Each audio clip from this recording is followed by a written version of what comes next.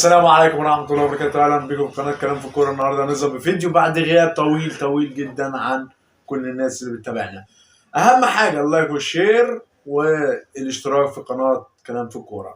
النهارده هنتكلم على إيه؟ هنتكلم على الأهلي والزمالك، هنتكلم على ماتش الأهلي والزمالك، ماتش مهم جدا، ماتش كل جماهير العرب، لأن الأهلي والزمالك جماهيره مش في مصر بس، جماهيره في العرب وفي أفريقيا وفي أنحاء العالم كلها بتشجع الأهلي والزمالك. الأهلي والزمالك فرقتين اساسا، اقوى فرقتين في العرب عامه بدون منازع عامه. هم معاهم طبعا الهلال والنصر والفرق القويه والعين وسد القطر الفرق القويه، ولكن الاهلي والزمالك ليهم حاجه خاصه، ليهم رونق خاص. ولكن النهارده هنتكلم اهم حاجه عن الاهلي والزمالك. الزمالك المباراه الاخيره قدام الاتحاد قدم مباراه عالميه. الماتش الاخير ماتش الاهلي اثبت الاهلي ان هو فرق، هو مش اثبت، هو فعلا الاهلي فرقه كبيره، ولكن في وقت ما انت مش افضل حاجه او عندك اصابات او عندك ازمه قادر تكسب، قادر تفوز، قادر تطلع ب3 نقط عشان تاخد الدوري. دي الفرقه الكبيره. وكمان الزمالك قدم مباراه قويه، الفن والهندسه فتحت وقدم لنا مباراه قويه قدام الاتحاد، وقدم مباراه قويه بيقول للجماهير وبيقول للدوري المصري الزمالك رجع تاني، رجع عشان يكسب ويتقدم في الاربع ادوار الاولانيه، او من ضمن الاربعه الاولانيين. الزمالك فرقه قويه بس بالتشكيله اللي هو عاملها جديد. الزمالك في الدوري حاجه وفي الكونفدراليه حاجه، دي تشكيله ودي تشكيله. طبعا جوميز مدرب الزمالك بدا في قدام مباراه الاتحاد، بدا بناصر ماهر على الشمال وزيزو على اليمين وسامسون فرويد، تحتيهم احمد حمدي وعبد الله السعيد ودونجا، وعلى اليمين عمر جابر، على الشمال فتوح، والدفاع حسام عبد المجيد ومسلوسي، وطبعا حارس المرمى عواد.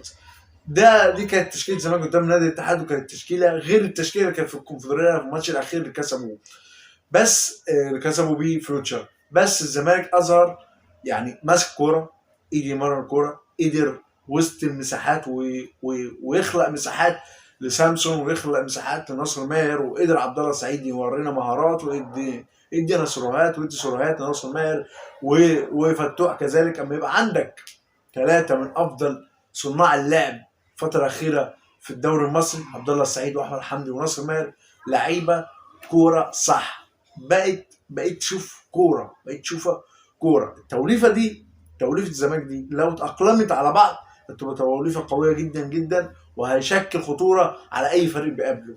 بس انا اعتقد ناصر ماهر بالطريقه دي ما اعتقدش انه ممكن ينفع قدام النادي الاهلي.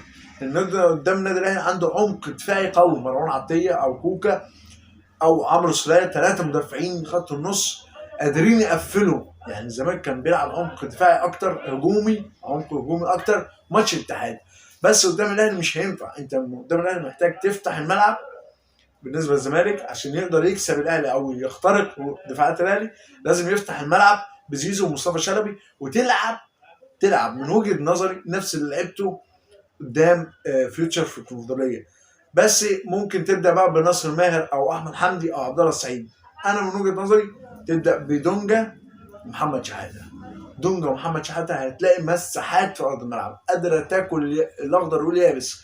2 خط نص، دونجا قوي، محمد شحاته قوي، مميز قوي محمد شحاته انه قادر يزيد وقادر يدافع، صغير في السن، سريع قوي، قادر يزيد ويهاجم ويفيد نادي الزمالك في الهجوم ويوزع اللعب، وقادر برضه يدافع بقوه ويرجع بقوه. ودونجا طبعا بدا الفتره الاخيره يرمي سرعات كويسه وبيبني لعب كويس جدا مع نادي الزمالك. من وجهه نظري ده خط نص بالنسبه لنادي الزمالك قدام النادي الاهلي. الزمالك عشان يبدا قدام الاهلي القوي لازم يبدا بعواد، ناحيه اليمين يبدا عمر جابر وفتوح زي خط الدفاع قدام نادي الاتحاد، حسام عبد المجيد ومسلوسي. خط النص يبقى دونجا محمد شحاته، وقدامهم احمد حمدي، على الشمال شلبي، على اليمين زيزو، والفروت سيف الدين جزيري. انا من وجهه نظري سيف الدين جزيري هيبقى افاده للزمالك اكتر من سامسون نزل في الشوط الثاني لان كورته حلوه. سامسون كورته حلوه على الارض، وقادر ممكن لو انت مثلا مش قادر تجيب جون يوصل، يعني كورته كويسه، ممكن يتطرف على الشمال، ممكن يعني عندك عبد المنعم ورامي ربيعه متجانسين في الفتره الاخيره وعاملين دويتو قوي وقادرين يقفلوا، ومش هيقدر سامسون يقدر يعمل اي خطوره بالنسبه له. انت لو بدات بالتشكيله دي كويس جدا، او ممكن مصطفى شلبي، ما تبداش بمصطفى شلبي، تبدا بناصر ماهر على الشمال وزيزو على اليمين، بس تعمل تبادل، يعني هيبقى احمد حمدي وناصر ماهر هيبقى تبادل بينهم عشان يقدروا طبعا ان هم يخترقوا.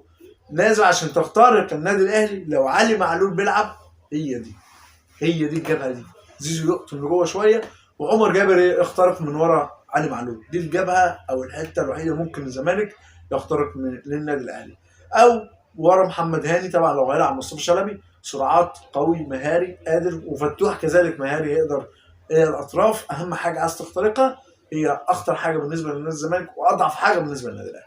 اما بالنسبه للنادي الاهلي عشان يخترق الزمالك يلعب، عشان في غيابات طبعا النادي الاهلي كتير، يلعب على المرتده، يقفل ويلعب على المرتده، لان الزمالك بيلعب اخر ماتش كان ماتش السوبر، كان هو ماسك الكوره، كان هو اللي عمل خطوره، عشان الاهلي يكسب يعمل زي ما عمل في نهايه كاس مصر زي ما هو عمل بالظبط، يعمل مع طبعا قفشه، مع وسام بن علي فرود قادر يفنش صح، ورضا سليم، وطبعا لو تاو سليم هيبقى هجوم قوي جدا مع وسام بن علي. خط النص هيبقى اكيد ولازم يبقى مروان عطيه وكوكا. سوليه ملوش دور، لازم يبدا بقفشه عشان يقدر يكسب الزمالك. قفشه بسرعاته، قفشه بسرعاته، بقوته او السرور بتاعه العالي، نوصل طبعا رضا سليم او بيرسي او وسام بن علي. دي اهم حاجه. تشكيله الاهلي هتبقى كالاتي، هنقول تشكيله الاهلي ونقول تشكيله الزمالك: مصطفى شوبير، عمر كمال، رامي ربيعه، عبد المنعم، علي معلول خط النص، مروان عطيه وكوكا وقفشه، ورضا سليم على الشمال، وبيرسي على اليمين، وسام بن علي يبدا بيه. لو عايز يكسب، عايز يفنش، وسام بن علي، بس هو ممكن يبدا بمودست او كهربا وبيخلي وسام بن علي بديل. ده التوقعات. اما بالنسبه لنادي الزمالك هيبدا بالتشكيله، ممكن يبدا بنفس التشكيله، ولكن انا انصح مصطفى شلبي بدل ناصر ماهر. محمد عواد باك يمين، عمر جابر ناحيه الشمال، فتوح، حسام عبد المجيد ومسلوسي، خط النص دونجا وعبد الله السعيد واحمد حمدي وناصر ماهر وزيزو والجزيري، ولكن اعتقد ان مصطفى شلبي افضل ناحيه الشمال. ودي كانت حلقتنا النهارده، او فيديو تحليلي بالنسبه للاهلي والزمالك. تابعونا في فيديو جديد عن دوري ابطال اوروبا ودور 16 قوي كان بين ريال مدريد والارسنال وبايرن ميونخ وريال مدريد ومانشستر سيتي. السلام عليكم ورحمه الله وبركاته. قبل اي حاجه، قبل ما نسيب الفيديو ما تنساش اللايك والاشتراك. السلام عليكم.